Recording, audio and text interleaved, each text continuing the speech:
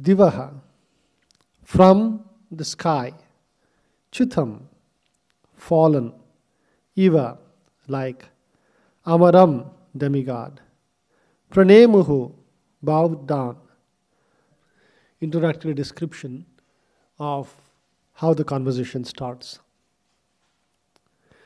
So the first verse that we spoke, verse 4, seeing him, Bhishma, lying on the ground, like a demigod fallen from the sky, the Pandava king Yudhishthira, along with his younger brothers and Lord Krishna, bowed down before him.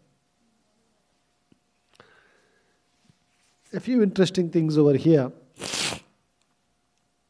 One was that Lord Krishna was bowing down before Bhishma. This was the beauty of the Lord's pastimes. Right? We see in many occasions he respects social customs and socially accepted customs on how to behave with each other. Right? So we see here, even though everybody there knew, right?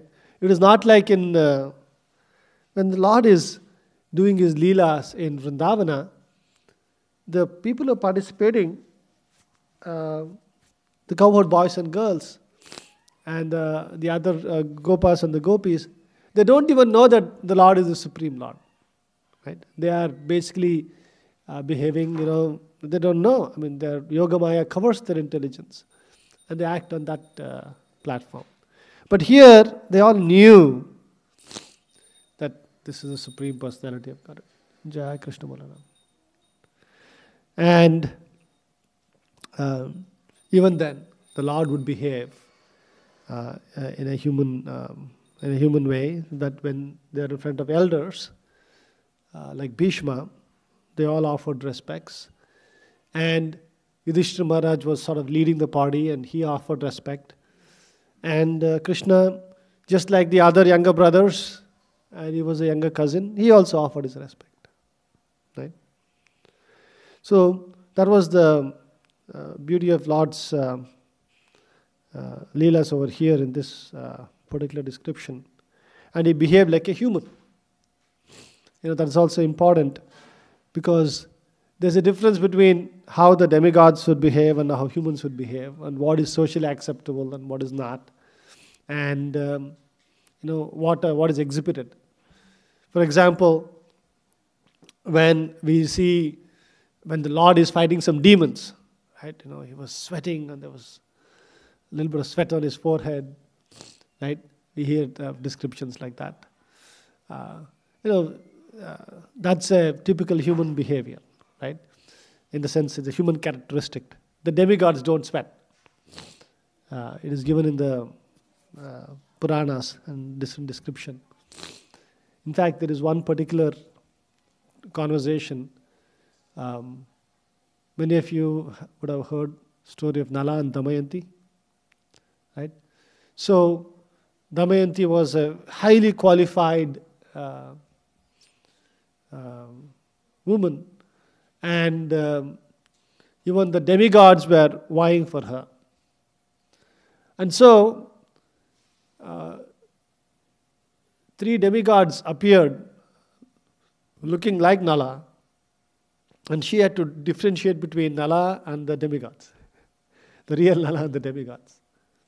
And one of the ways she's able to differentiate between Nala, the human being, and the demigods is that the demigods were not sweating.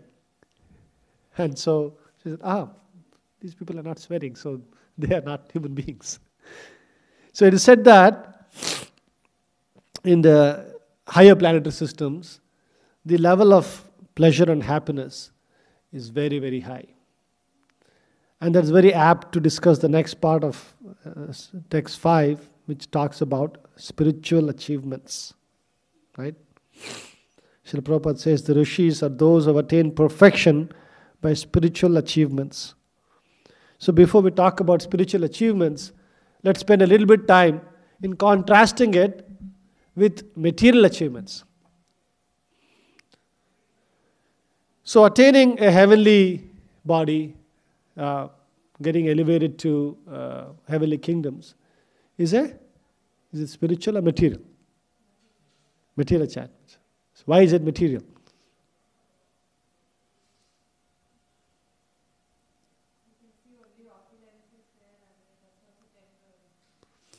You can see opulences and they are temporary. Okay? What else?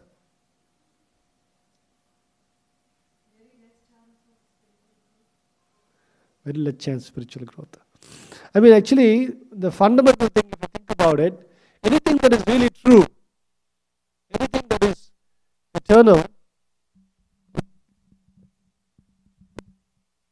anything that is really true is always eternal. Usually that is a symptom of something that is not true. It doesn't last forever. And so you see here, in the description of the heavenly, this thing, in fact, in the previous verse it is said, as if the person fell down from heaven. Right? How much ever material achievements, assets that we create, those material assets deplete as time goes by, as you use those assets up.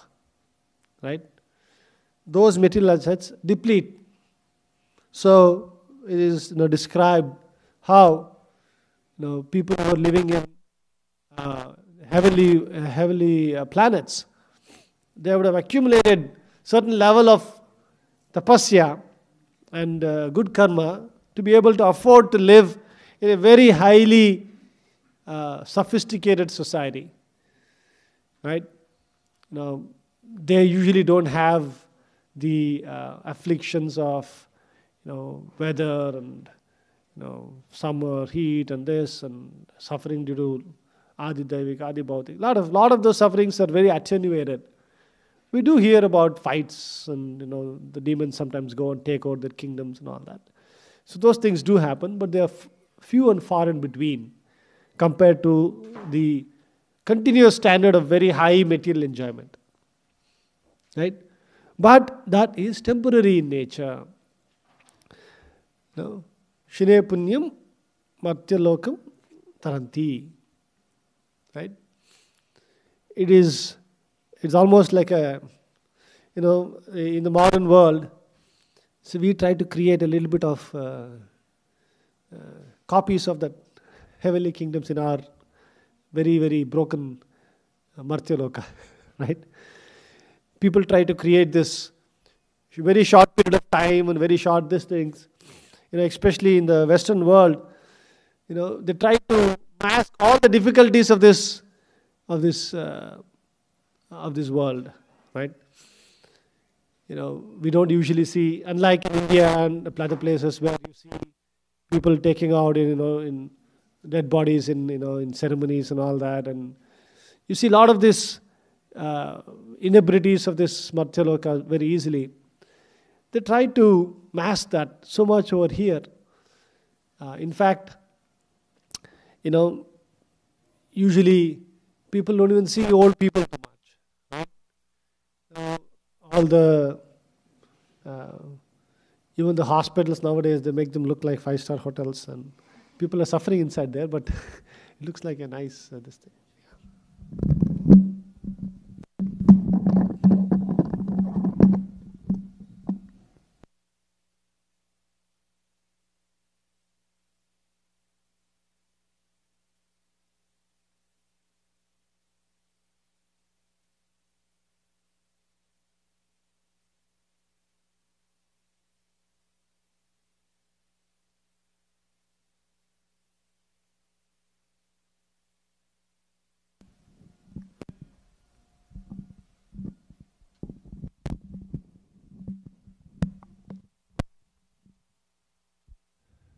So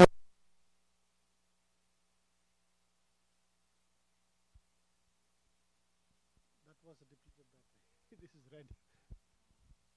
The battery was okay. This battery is completely gone.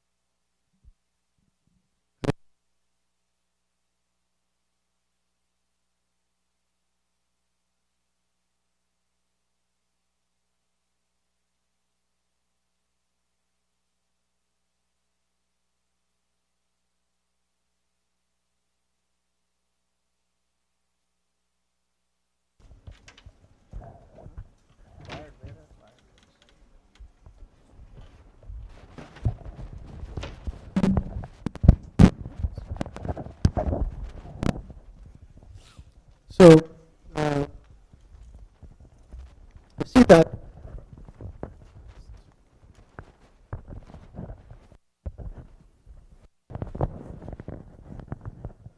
how we do it.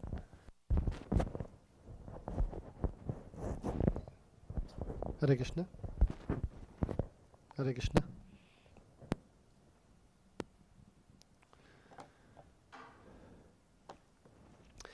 So the achievements of attaining higher planetary systems and things like that, they are temporary in nature and they get exhausted, right?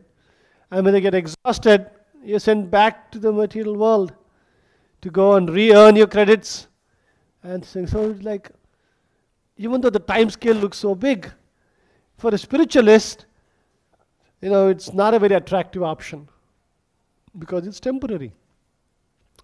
And like Mataji is saying, not only is it temporary, it is difficult to think of spiritual life in those higher planetary systems because you get so caught up in sense gratification that we are not reminded of the urgency of taking to spiritual.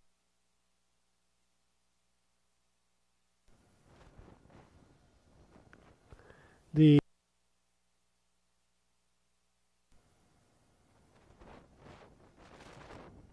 Hare Krishna? Yeah, it's back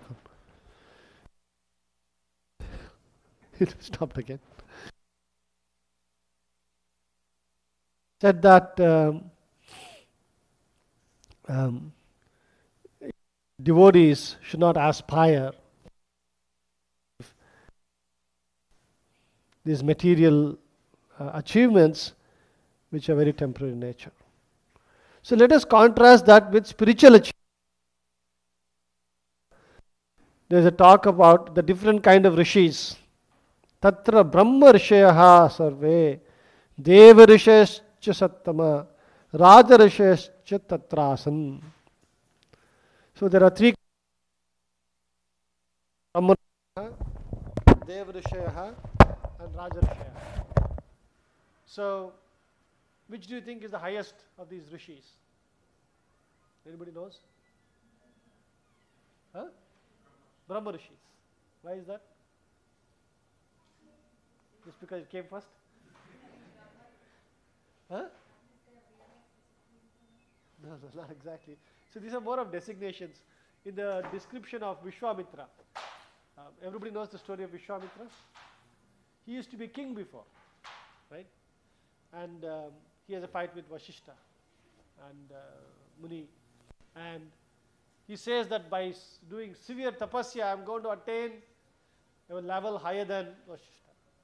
And in that description of his attainments of different levels, he does severe tapasya and he attains first the level of Maharishi. And then he becomes, after that he does a lot of things and he becomes a Brahma Rishi. So that's the description there. Brahma Rishis are sages in this material world. Yeah. So the Brahma Rishayaha, Deva Rishayaha and Raja Rishayaha. So Raja Rishayaha are the rishis amongst the Rajas. Deva Rishayaha, the rishis amongst the Devas. Now, in this case, Bhishma Dev, what is he called as? Raja Rishi or Brahma Rishi? He said Brahma Rishi, right? Bhishma Deva was also one of the Brahma Rishis and chief of the descendants of King Bharata. So that shows the high level position of Bhishma Deva. Very, very elevated position. And he had attained that position through his exemplary life. And we talked about Bhishma Deva's life in previous classes, so I won't spend more time on that. But it's important to understand the special position of Bhishma Deva here. Now, he is considered chief of the descendants of King Bharata. So the Bharata that is being talked about here is Bharata from who's the son of Shakuntala and Dushyanta.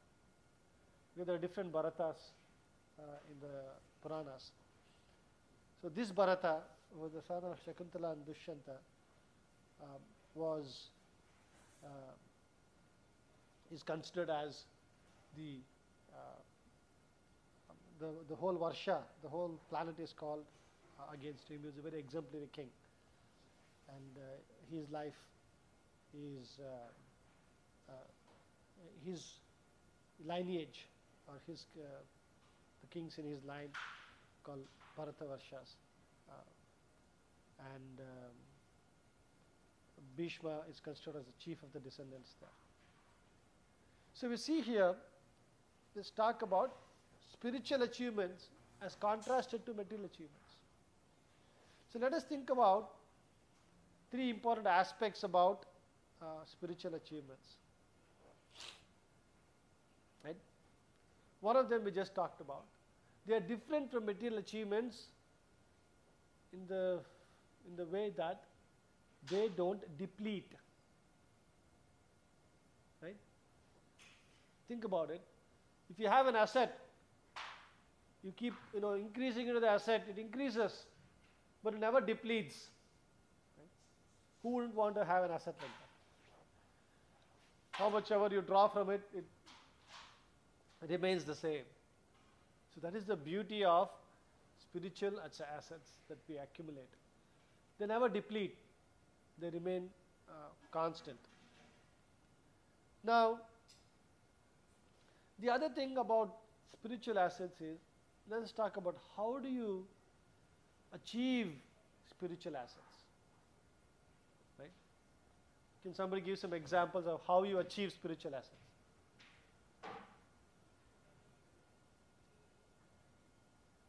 Sitting in Bhagavatam class? Huh? Austerities. Yes, but doing tapasya, austerity is a way. But again, we should remember the tapasya and austerities, they have to be done properly. Otherwise, they could be achieving just material assets. Tapasya and austerity done, what Ravana did was also tapasya. What Hiranyakashipu did, he did so much tapasya that his tapasya was choking the universe itself. Right? The power of his tapasya was so much that the whole universe was getting choked. And because of the choking of the universe, Brahma had to come and give him the boon he wanted. So tapasya, so spiritual tapasya, authorized spiritual tapasya, that is helping us advance spiritually. Yes. What else? How else can you attain spiritual assets? Following the instructions of spiritual master. Yes. Attending Mangalarati. Right? These are all spiritual activities that our spiritual master has given us.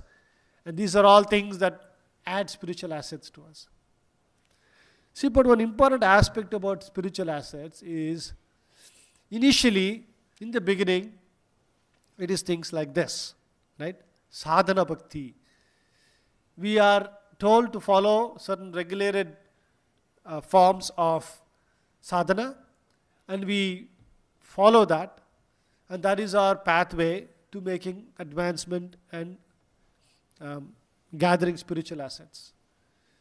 But more important than this, as time progresses, and more important than this, is a different aspect of attaining spiritual assets. Right? What do you think is more important than just doing these activities? What do you think is more important? Huh? The mood with which we do it. Right? And what is our mood? Why are we doing all this? Why are we doing all this? The chanting and attending class and attending Mangalarti. Different things. So somebody said, go back to God. And somebody said, what did he say? To please a spiritual master. And then? Develop love for Krishna. Finally, why are we pleasing a spiritual master? So that we can attain a connection with the Supreme Lord.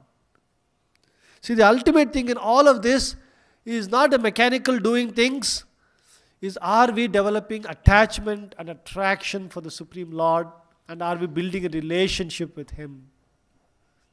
Right? Building a relationship with the Supreme Lord. That is the most important aspect of spiritual achievement. So, sometimes, what happens, we get caught in this, the mechanical nature of this. Now, don't get me wrong, it is absolutely essential that we start there. We have to start at sadhana bhakti, we have to start with being regulated, we have to start with chanting and hearing, right? You see, you can actually notice this in, sometimes, you see, there are many people will always be chanting Hare Krishna, Hare Krishna, Krishna Krishna, Hare Hare, Hare Ram, Hare Ram, Ram Ram, Hare. You go hear them, they'll be chanting. Right? It looks like, they're always chanting. Sometimes there are different levels of that chanting. So you don't hear what they're chanting. Many people will be like eating up so many parts of the Hare Krishna mantra. Hare Krishna, Ram. Everybody has their own style of eating up. Right? Either Rama will be eaten, Krishna will be eaten, Hare Hare will be eaten completely. It is very, sometimes, we take pride. I chant very distinctly. We take pride in that.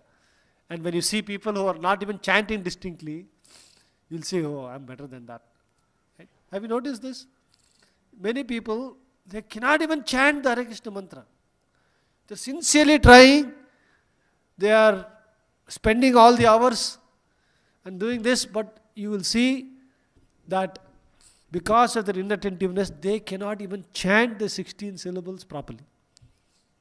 Whatever they struggle, within 2 minutes, it will be back to Rama eaten, Krishna eaten, Hare Hare eaten, something will be eaten. Right? That is the beginning level. The next level, you might say, oh, I am not there. I can distinctly, I am chanting Hare Krishna, Krishna Krishna, Hare Hare, Hare Ram, Ram Ram, Hare Hare. But then are you even hearing? Right? This is where obviously most of us get caught up. This is just a symptom of the level of spiritual advancement of that person.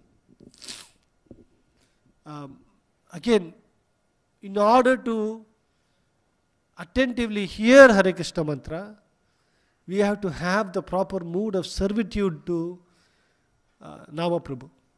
Right? We should understand the importance of chanting Hare Krishna. We have to understand that this is my personal time with the Supreme Lord, and I want to build a relationship with this Lord. The Lord is coming down for my benefit as the Nama Avatara, and I want to associate, build a relationship. Now, inattentive chanting, right? First thing obviously is the chanting itself, meaning saying the words properly. And that's usually an easier level to achieve. After a certain level of discipline, you can. But the next level of attentive hearing is a significant struggle. And why is that? Because if we don't attentively hear, you're just, mechanically doing it. You're counting, I did this, I did that, I was there in class, I was doing that. But are we developing attachment to Krishna? Where is our mood? Because that is an important, very, very important aspect of spiritual achievement, is are we developing a relationship with Krishna? Right. Then the third aspect of this is, we said these assets are permanent, right? They don't deplete. But there are certain activities that we can do that can block or freeze these assets. Right? You keep hearing nowadays that a government passed a sanction against another government. Right? They will target certain individuals and they will freeze their assets. Right? In the modern context, the U.S. government froze the U.S. assets of certain Russian individuals. Right? What does freezing of asset mean? You cannot do transactions. Right? You cannot access it. It is there, but it is as if it is not there also. It is useless. What is use of an asset if you can't even draw a little bit from it? Right? Assets are there to be drawn and enjoyed. So there are certain activities we can do that can freeze our assets, spiritual assets. And what are those activities that freeze? Vaishnava Prana, right? There is one incident of Srila Prabhupada. It was one of Prabhupada's disciples.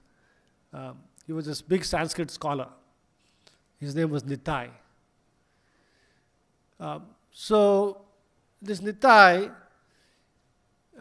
he started, again, this is some of the pitfalls of trying to so-called master this kind of spiritual subject matter. He started studying on his own and looking into Sanskrit. Then he started associating with different people who were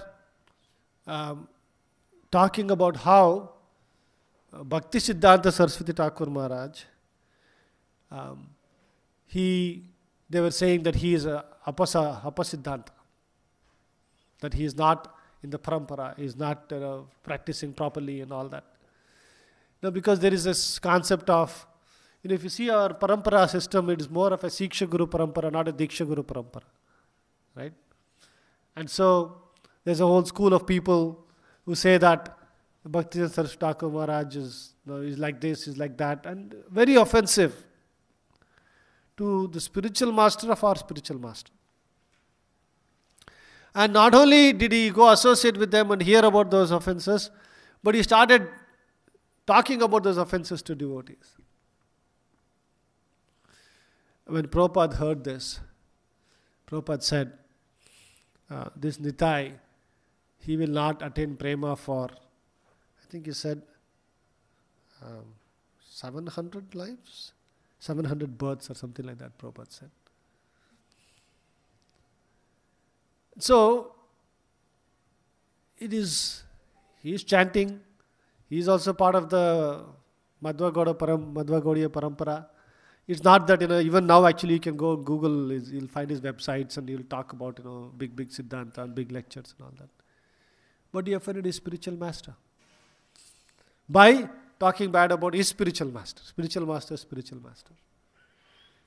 And so we see here there are activities like that. Those are very gross offenses. We can sometimes identify those. But we get caught up in those kind of things. When we offend Vaishnavas, our assets gets frozen. And we will not be able to access those assets. Now, Srila Prabhupada talks about other kinds of things that, freeze the assets. See, we talk about the offenses against the holy name. Every day morning we read about the 10 offenses. Right? Do you think we can, let's try to identify which of these 10 offenses are like the 3 highest offenses? The most damaging offenses. Any takers? Blaspheme the devotees who dedicated there. Right? That absolutely, because that is the Vaishnava Aparad we just talked about. Definitely one of the 3. Which are the other 2? Yeah, disobey the orders of the spiritual master and considering the ordinary person. Right? Mainly it's the disobeying part of it. Disobeying the orders of the spiritual master. Right? And what is the third worst offense? Prabhupada actually in Hawaii, when he was talking in a discussion, he particularly names. I'm just talking about what Prabhupada named as the top 3 offenses.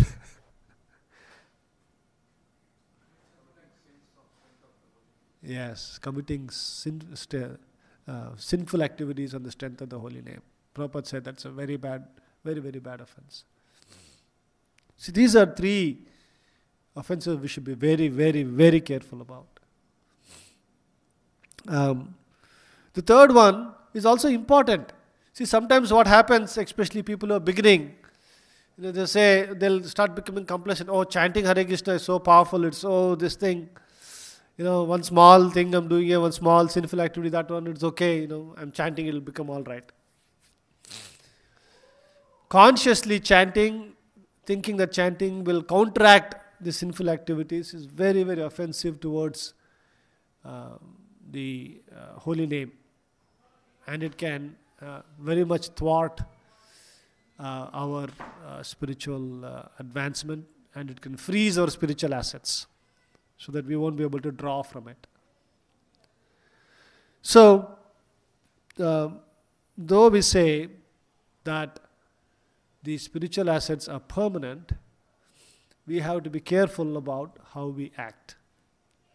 Right? Because there are some actions that we can do which can freeze these assets, and we won't be able to take advantage of them. Right?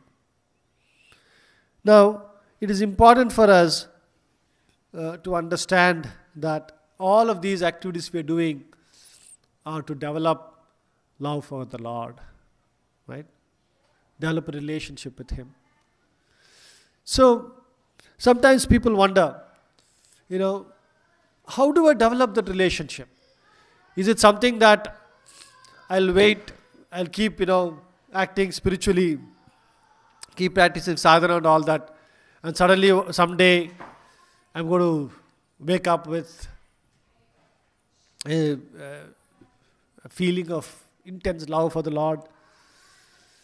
Or sometimes people ask, should we think about the Lord as having a relationship, even though in our heart we don't feel that relationship? Should we act on that relationship? Should we contemplate on it? And is that a part of developing that relationship? Right? Are you able to understand the difference? One is you just keep acting on sadhana, and suddenly one day you'll develop a relationship.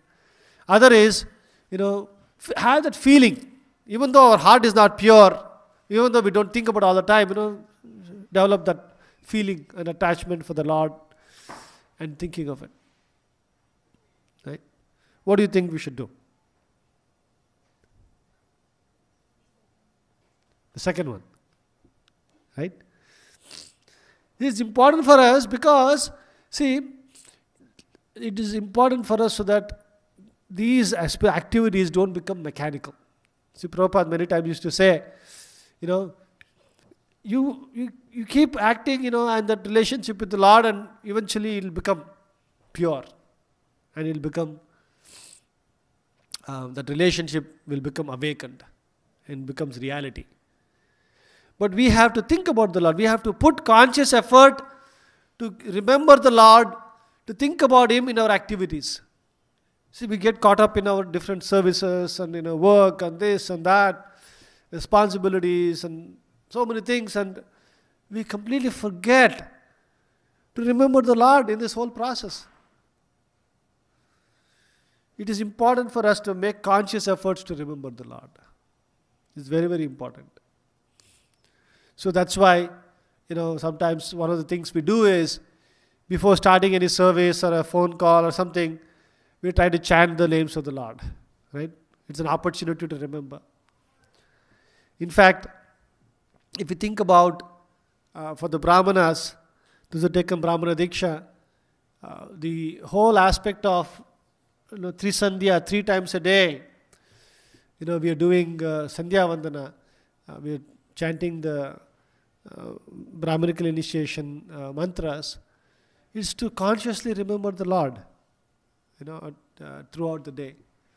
So we should find specific opportunities and actions to remember the Lord and to keep that attachment to the Lord. Because ultimately, that is what we are trying to achieve. And which is the most important way that we can respect that relationship with the Lord. Which is the most important way we can do that. Chanting. Why? Why chanting?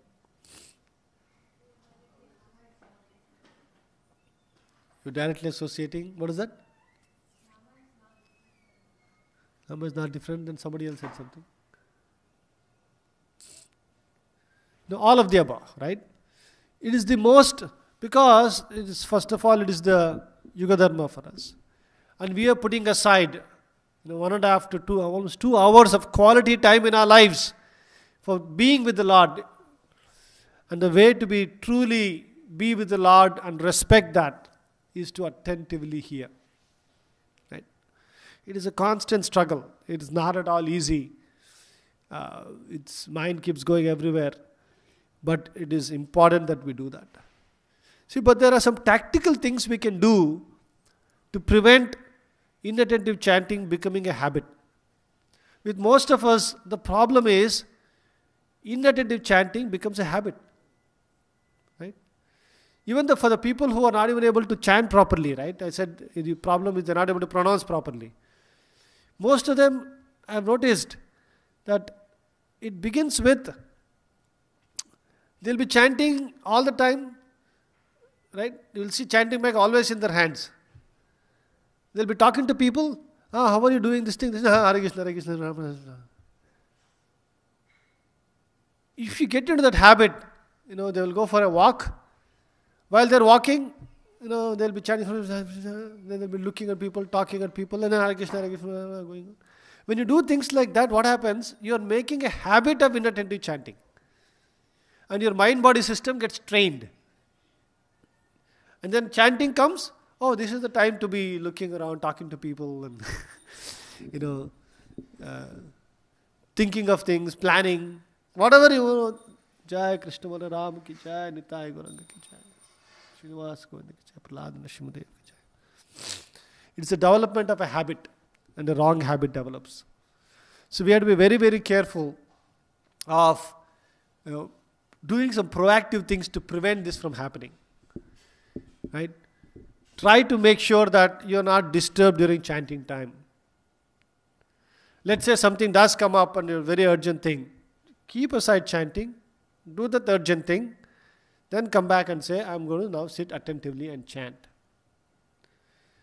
Like, please don't mix up doing service with chanting, other things with chanting. When you mix different things with chanting, you are setting yourself up for failure by developing a habit of inattentive chanting. And it becomes very, very difficult to give it up. Very difficult to even recognize that you're getting caught in this. The mind gets caught in that thing. So we have to find ways and means to recognize the importance of chanting and give attentive chanting. Okay. So spiritual assets, spiritual achievements is not some mechanical thing. We have to develop love for God, and we have to pay attention to do that. And there are certain activities we can do that they can deplete or freeze, not deplete actually. The depletion is possible in certain really, really, really rare cases, but it can mainly freeze it. Okay, we'll stop here. Anybody has any quick questions or comments?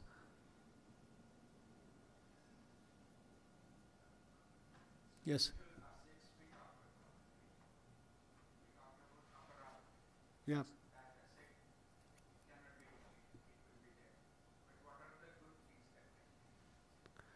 So when you do aparadha, you are freezing your existing spiritual assets.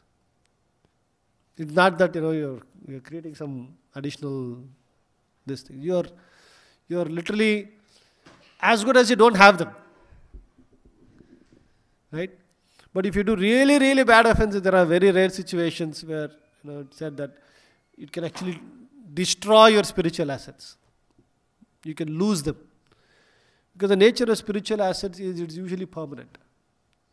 And that's why We keep saying, why are you struggling so much for material things? Because material things, whatever achievements you do, it's just a reflection of your good karmas balance at that particular time period.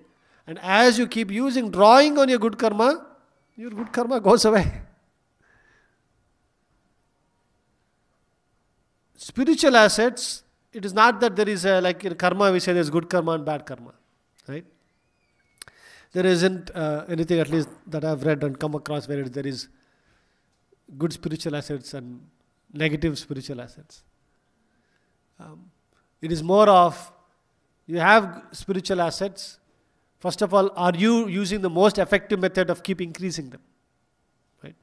If you mechanically do things, you're increasing little by little, little by little. You can go on for thousands of lifetimes, and if you're not attentively hearing, it'll just go on forever. Little by little, it'll just keep increasing. That's one thing. Second aspect is, are you doing things that will freeze it and block your access to those assets? Because when you blocked access to the assets, it's as good as you not having them. What does it mean to say that, spiritual assets are there forever? What does it mean? Krishna says in the Gita, right? Yoga prashta parantapa. What happens to them? Suchinam shrimatam gehe. Even if you have left your yoga prashtaha, you're not able to complete it, you're given an opportunity to continue further by being born in Suchinam and Srimatam. Right? That is the meaning of the assets are still there. Where you left off, you can continue from there, because if you reach a certain level of consciousness, your consciousness can continue from there. But when you do a Vaishnava Parad, when you do these activities that are freezing your spiritual assets, it's as if you are zero. You're not able to access those assets. And that's a very dangerous situation. Because in those, when you're not able to access those assets, you're not in the consciousness, you can do really bad material activities and rake up a lot of material karma as well. Okay. Any other questions or comments?